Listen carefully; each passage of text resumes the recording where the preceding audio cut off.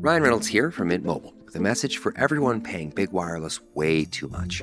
Please, for the love of everything good in this world, stop. With Mint, you can get premium wireless for just $15 a month. Of course, if you enjoy overpaying, no judgments, but that's weird. Okay, one judgment. Anyway, give it a try at mintmobile.com/switch. Upfront payment of $45 for 3-month plan, equivalent to $15 per month required. Intro rate first 3 months only, then full price plan options available. Taxes and fees extra. See full terms at mintmobile.com. I'm Dane Brugler. I cover the NFL draft for The Athletic. Our draft guide picked up the name The Beast because of the crazy amount of information that's included. I'm looking at thousands of players, putting together hundreds of scouting reports. I've been covering this year's draft since last year's draft. There is a lot in The Beast that you simply can't find anywhere else. You can get The Beast and all the great coverage my colleagues do by subscribing to The Athletic. You can do that at theathletic.com/subscribe. The Athletic.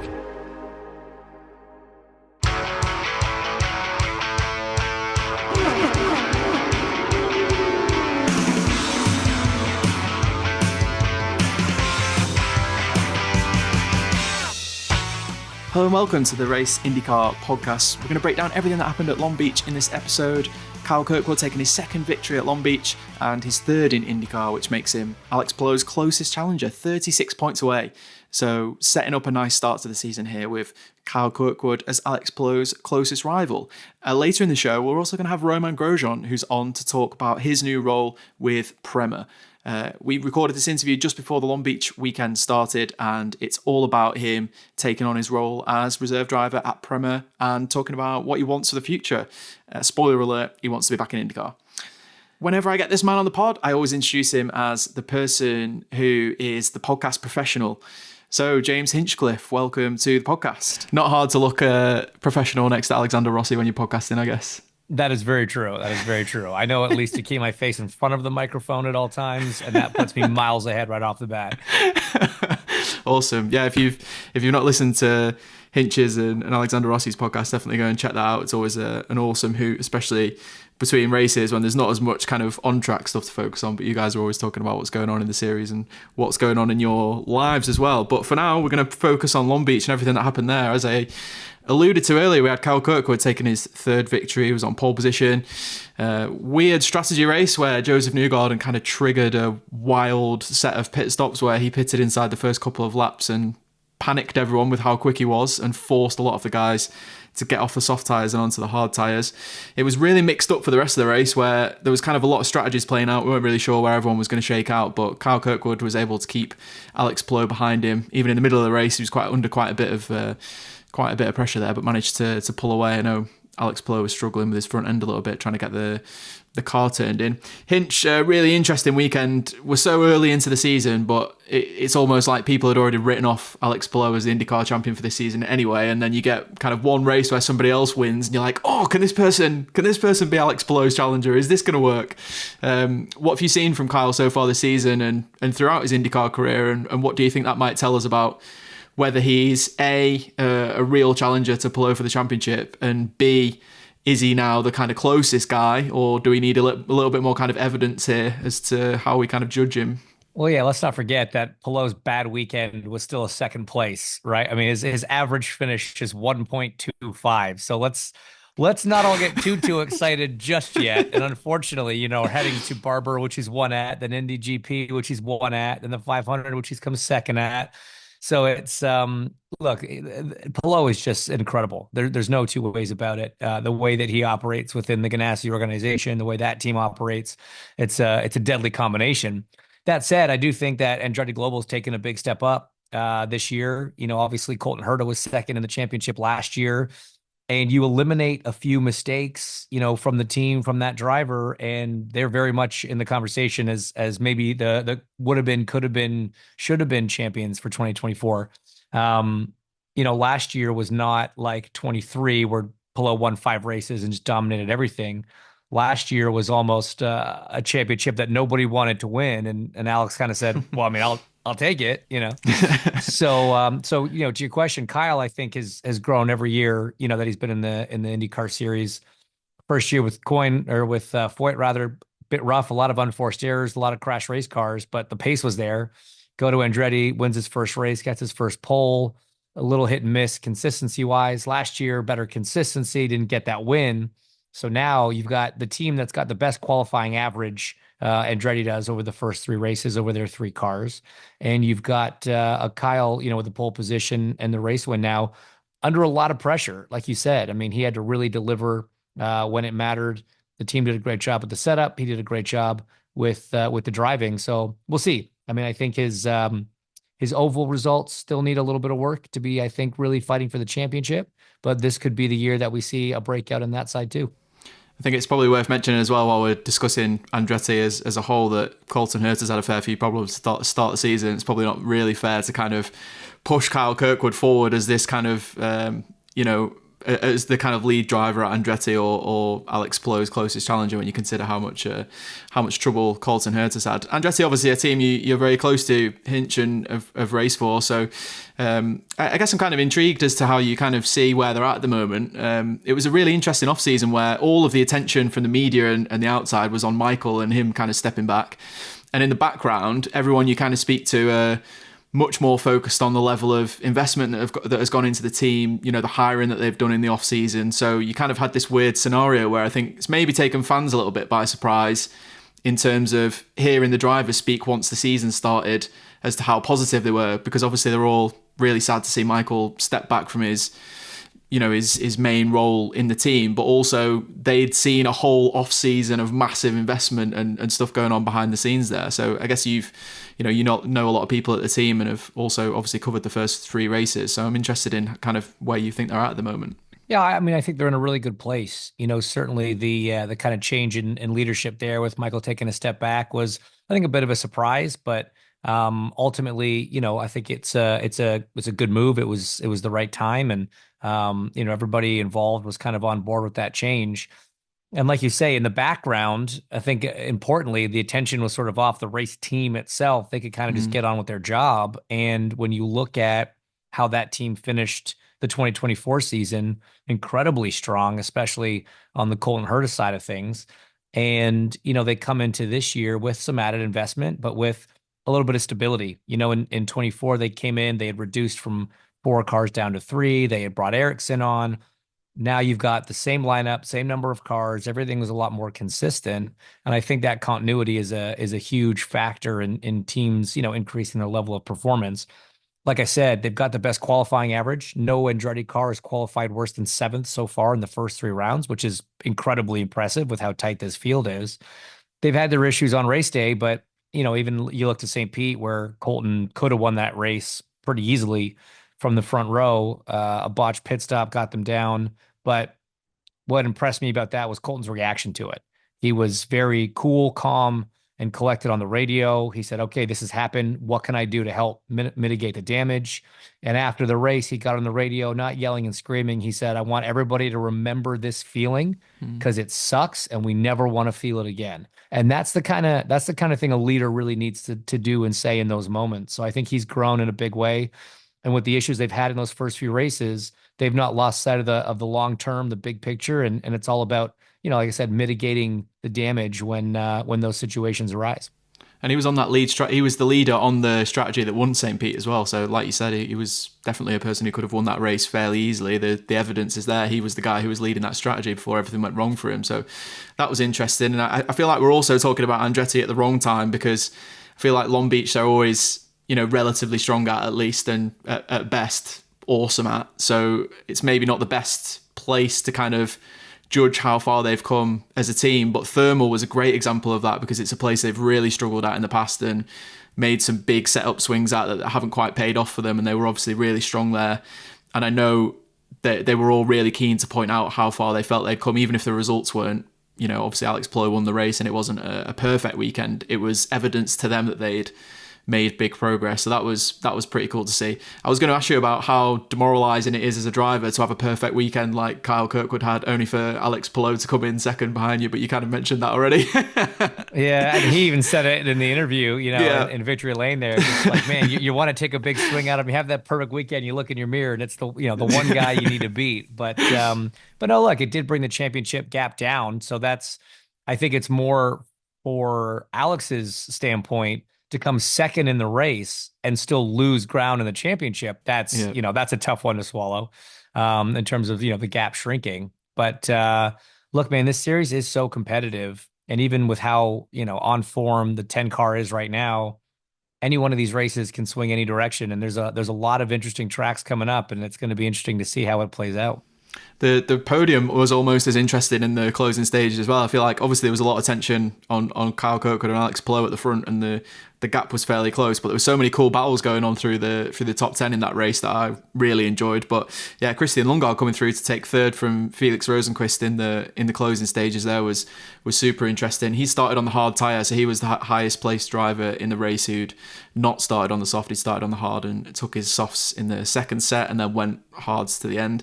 So a bit of a different strategy, but was able to come through at the end there and no easy task taking Felix Rosenqvist for a podium. So that was pretty impressive to see. Hinch, obviously all of the narrative going into the season for McLaren and Lundgaard was, how was he going to do against Pato O'Ward in Pato O'Ward's team, as I do in kind of air quotes. People have decided that, everything's kind of gravitated towards him, and it's easy to understand. He's been the driver who's been at the team for the longest and the driver who's had the most success there. So naturally you gravitate to someone like that, but it's definitely caused some issues with teammates, or at least moved the car in a direction where Pato's been able to extract the maximum out of it and others haven't. So there was a lot of uncertainty about how Christian Lundgaard might get on, and you have to say he's been the best McLaren driver of the season so far, or at least I would. So I guess you've kind of enjoyed watching that storyline so far at the start of this season. Yeah, it's a really interesting one. And Rossi and I just had a good chat about this on Off Track, and you look at the results. Christian's third in points. He's got 2 podiums from 3 races. What you can say unequivocally is that he has gotten on top of that car and that program quicker than any of the other drivers that have jumped in there in the kind of Pato O'Ward era. That said, he had to do it at St. Pete with an alternate strategy because qualifying wasn't great. Thermal, yeah, absolutely. Qualified in the front row, finished third. Great result there. Did finish behind Pato, though. And then in St. Pete was actually behind again in qualifying, but was ahead on that, was the first guy on that alternate strategy. So I think they're doing a really good job on Sundays, maximizing their program. I think there's still some pace to be found compared to Pato on Saturdays, but that's something that really nobody in that car and that team has been able to match. He's so good over a single lap. But then you've got to look at the year that Pato's had so far. Just messed up in St. Pete qualifying, had to start right near the back, and had a flat in the race, but in a race with really no strategic options, drove his way up to 11th. Really, really good recovery drive. Yeah. Pole and led 3/4 of the race at Thermal, was only beat by the guy that nobody can seemingly beat. And then in St. Pete, had he been on the primary tire strategy, he would have been up there. He was ahead of Christian on track. So he, in theory, could have been up on the podium as well. So I think it's a bit too early to say that he being Christian is sort of taken over as team leader there, or there's a power shift coming. I think you got a lot of good tracks for Pato coming up, especially when we get to the ovals. But you got to give Christian his due, man. It has been a struggle for a lot of drivers stepping into that program, and he has brought together some really strong results. I'm sure Alexander will be a fantastic person to listen to on that subject, so definitely head to Off Track and have a listen to that conversation. I'm sure that'll be a really interesting one. I kind of want to pick your driving brain a little bit as to trying to explain how that race kind of played out, and I guess the best way I can do it is to say that you had Pato and Alexander Rossi as well, that kind of group who followed that strategy to pit after 5 or 6 laps, because Joseph Newgarden was just so quick at that point. They were in real peril there, that he could, jump them in the order, even though he pitted after 2 laps, which probably sounds a bit crazy to people who maybe don't watch as much IndyCar racing as we do, but does happen at these kind of races. But then you kind of get into a situation where if you're Alexander Rossi, you totally made the right decision to pit, but you also basically got stuck in traffic behind a load of other people who pitted at the same time. So you're kind of in a no-win scenario in that sense, where if you kind of stay out, you might get jumped by somebody else. If you pit, you might get caught up in, traffic and trying to get out, find space on the racetrack on your out lap, which is so crucial, as we know, on cold tires in IndyCar. It's just it feels like sometimes you can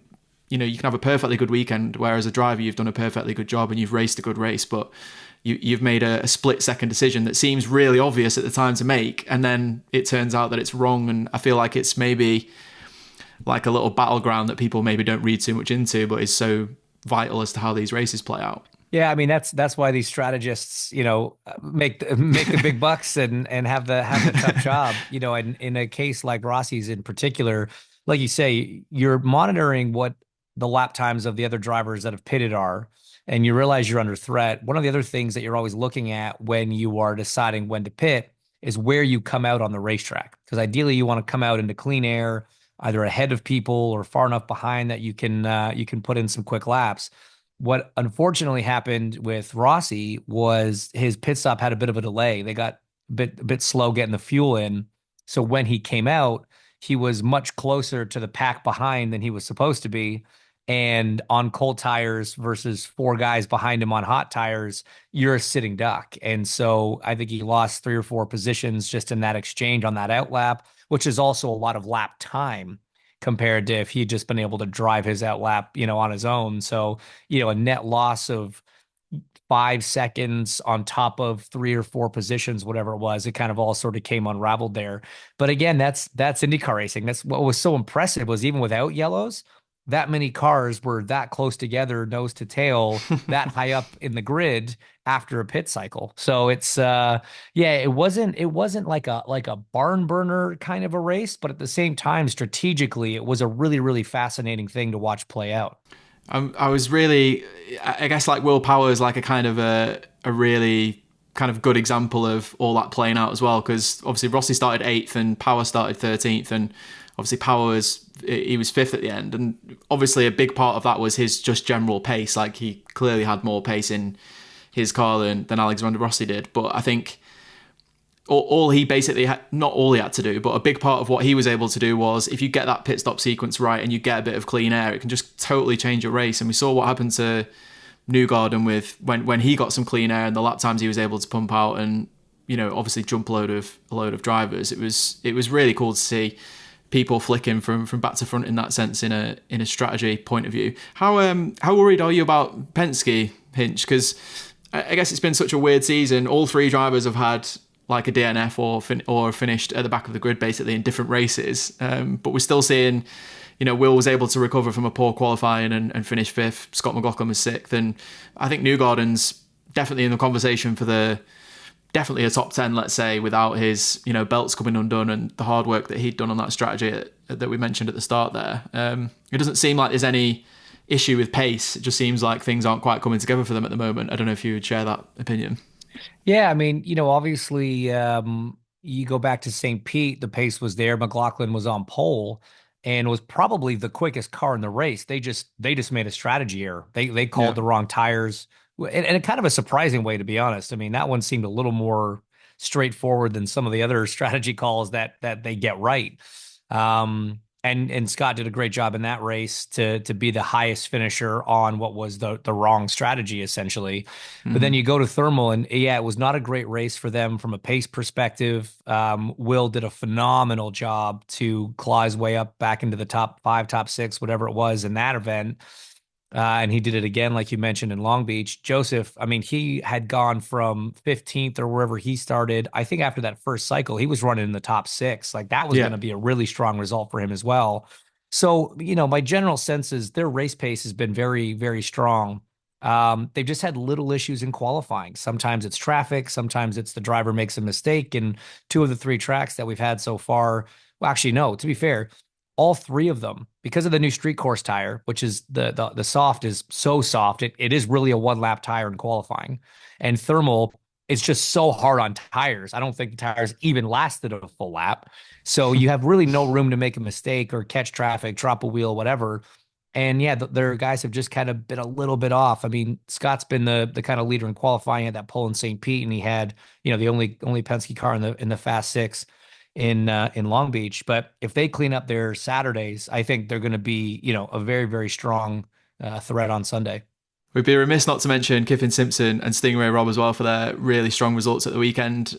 2 drivers who probably get a fair amount of criticism for the results that they have achieved in the past, but I think there's races like this where you can end up in the top 10 through maybe you've called a really good strategy and the race has involved a lot of fuel saving. You don't need the actual flat out pace that you might need from a winner. But I think both Stingray and Kiffin both delivered really strong lap times through that race. I was looking at lap times quite closely because it was a situation where you were wondering, it was difference between an in lap and an out lap, maybe costing you or gaining you 5 or 6 positions in the order if you got it perfect. So it was really important to kind of keep an eye on how everyone was getting on, and they definitely weren't there through luck or through strategy. They were there through backing that up with pace as well. So I wanted to give them a little mention as well.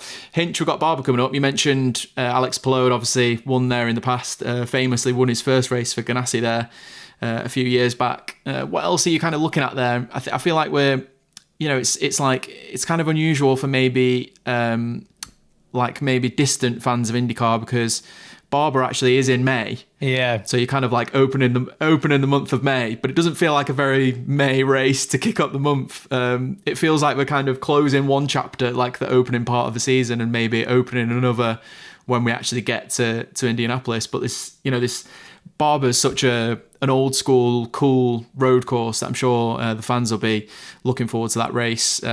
Is there any kind of key storylines you're thinking of looking at there, or anything that you're kind of really excited to see there? Well, I mean, for me, it's really kind of the first proper road course of the year. Thermal's just, it's so unique. Yeah. In the tarmac and what it does to the tires.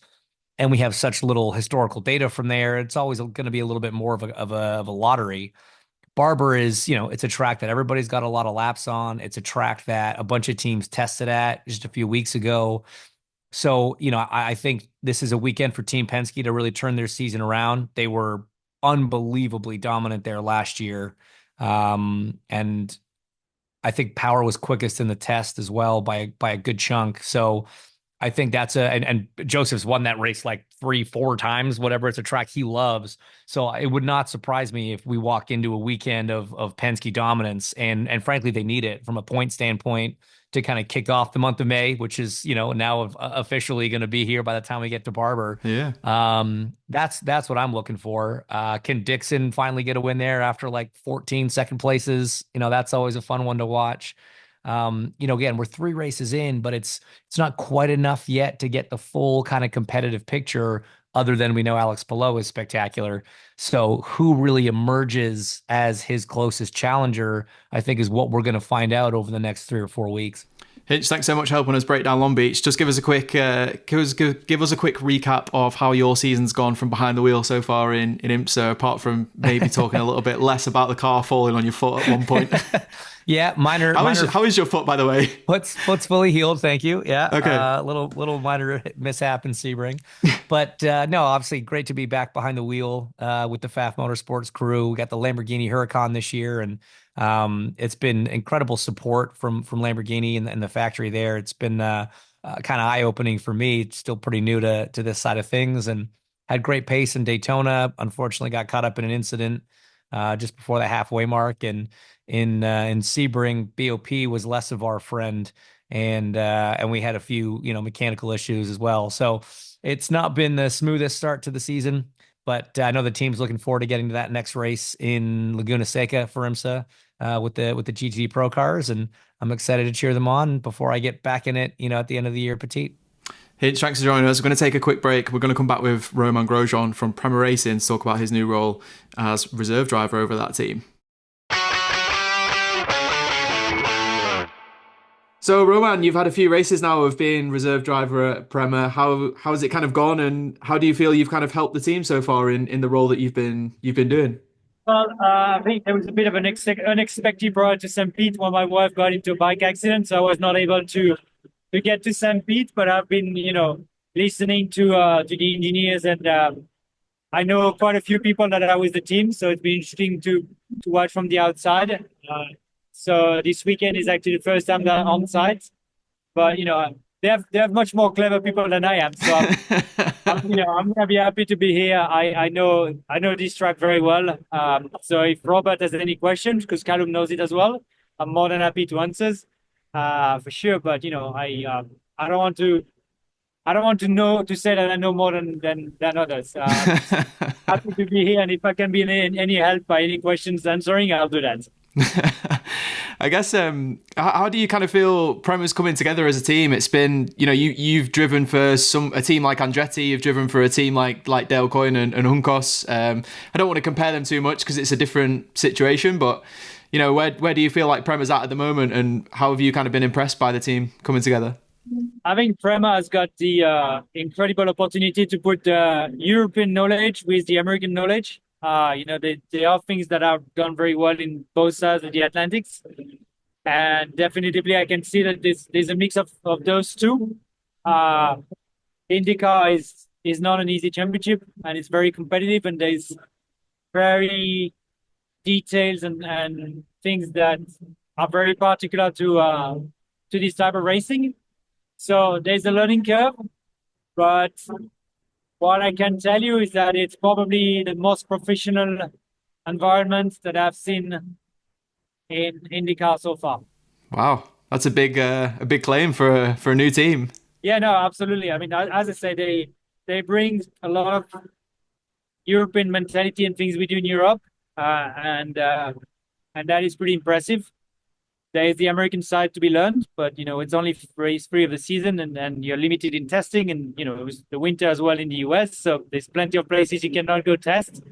So for sure, there's some time that it's gonna take, but I see a huge potential. They're very lucky to have you and have you as part of the team. I think we all know that you're far too good to be a reserve driver in IndyCar. So I guess how much are you? You've got a difficult job here where you have to focus on the day-to-day, and you're trying to help Prema, but I'm sure you're kind of keen at looking to get back on the grid as well. So it's kind of like a weird balance for you to have at the moment. Yeah, I was definitively, I wanted to be on the grid this year, but you don't always control everything. So I think that is the best opportunity that was available for me, and I'm very glad I took it. Of course, I would love to talk to you as a racer at Long Beach. But I have not said that I'm not going to be back in the future. So I'm excited to be here. I'm excited to be involved in the championship. I think it's important to stay on top of what's happening.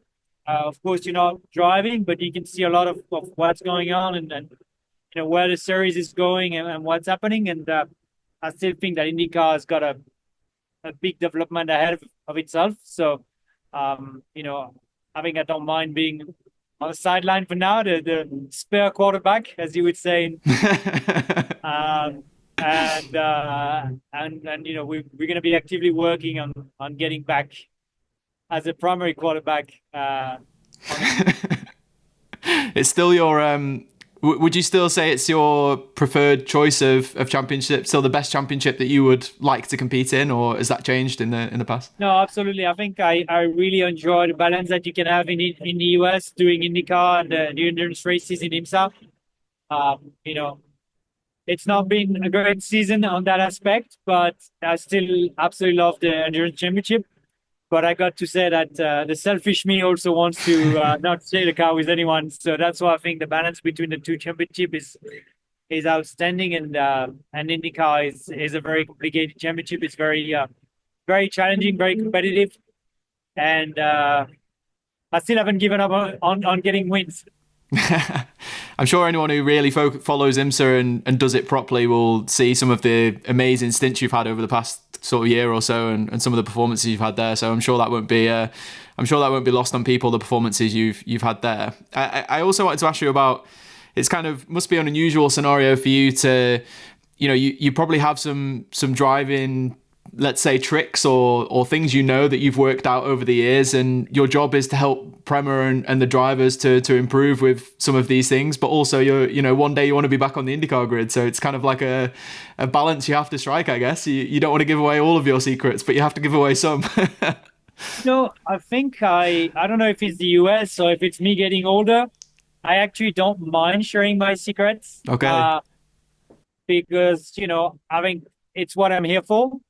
And then if they're better than me, be it, but I think they have to prove it.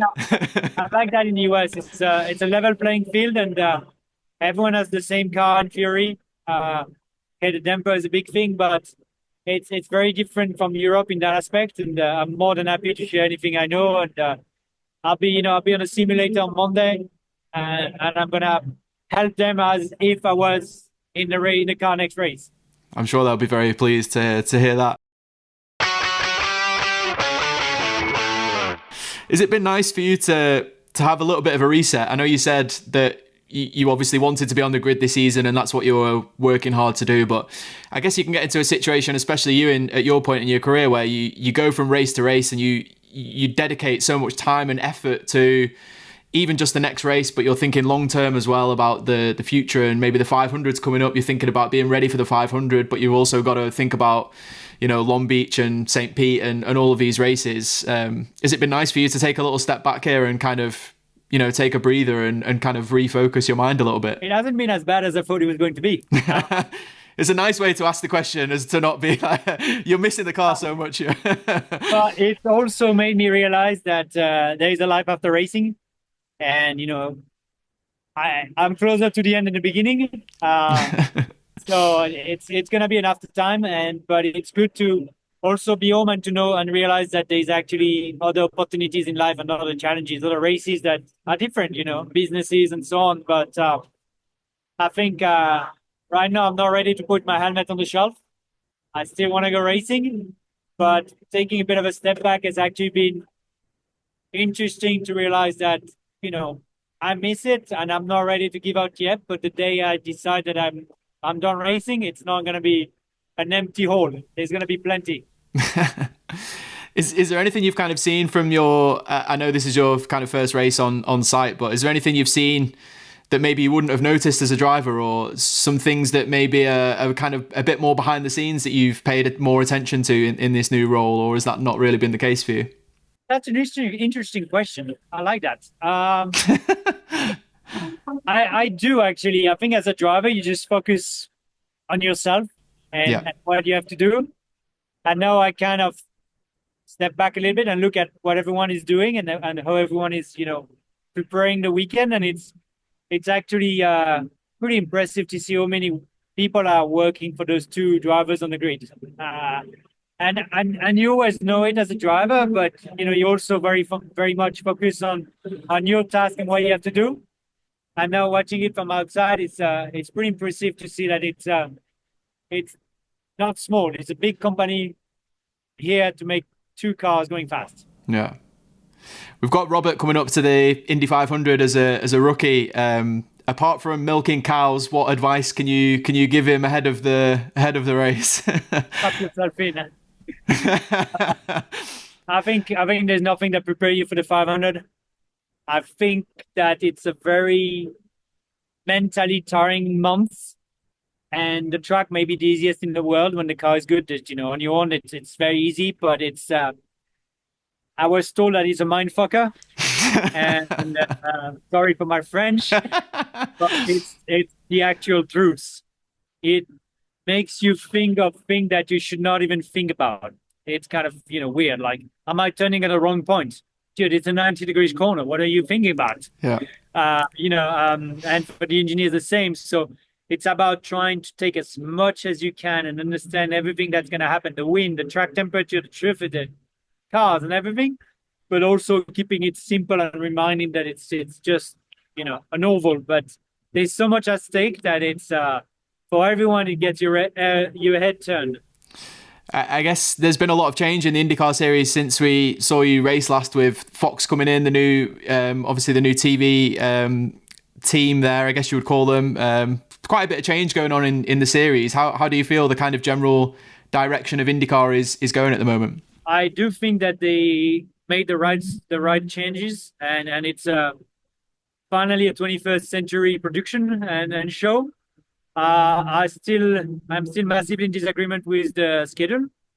I know there are limitations. I know it's not that easy, but for me, this is still something that holds us back as a series. But definitely everything that has been put in, the professionalism for the team. I think Prema pushing the boundaries of what we used to see and what's happening, and Fox bringing a new expertise, new voice, new atmosphere, new graphics. Cameras in the series is just what was needed, but there's still things that I guess can be done better. What's the problem with the schedule, you think? Is there a specific issue? The off-season's too long, or? Yes, I mean, off-season is too long. Between the first two races, you have a month in between every time, so people kind of forget about it. And then we're going to oversaturate people with a race every week. And then 7 months you disappear. I know it's not that easy. I know football in America drives the market, and I understand there's a lot going on. But I still think that this could be thought a little bit differently. But, again, it's not that easy. So No. I'm just saying this is something I would like to see studied, but the rest has been going very much in the right direction, and we can see the attendance and the people and the TV figures and everything getting better. What about the new car? What would you like to see from that? If you were, I know you're not a car designer and it's not your choice to decide what the car looks like or sounds like or drives like, but let's just say in an ideal world, Romain Grosjean gets to decide the next IndyCar. What does he look like? I'm going to go very simple. I'm going to go for V8 with biofuel or reusable fuel or friendly fuel. Yep. I'm going to get rid of the hybrid. I'm going to go for a light car, and I'm going to go for basically a little bit like the GP2 was back in 2008 and 9, and the races were outstanding. There was some good downforce from the floor. The wings were not that great, and I would try to go opposite of everyone else. So shorter cars, lighter cars, good screaming engine, and a green fuel.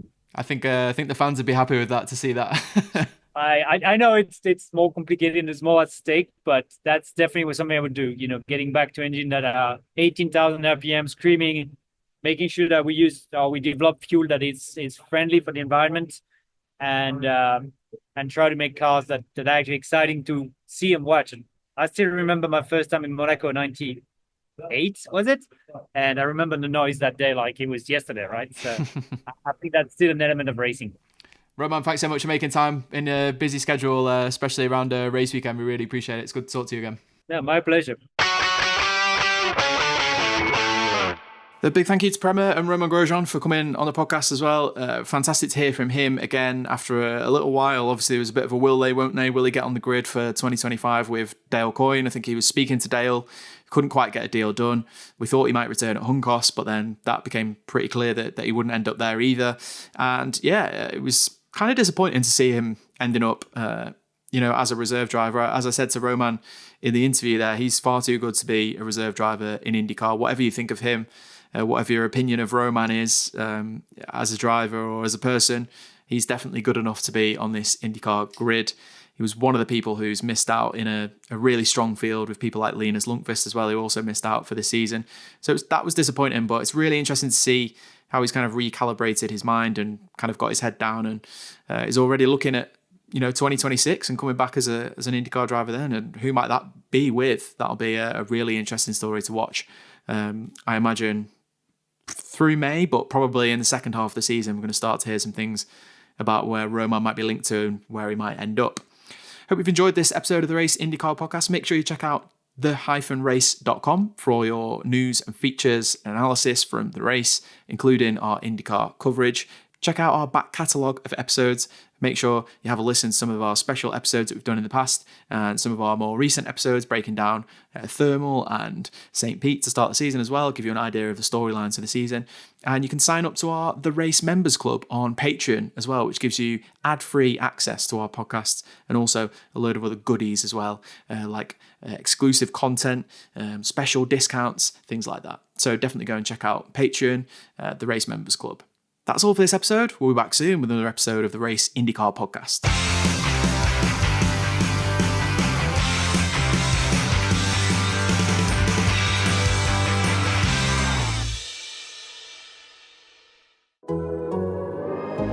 The Athletic.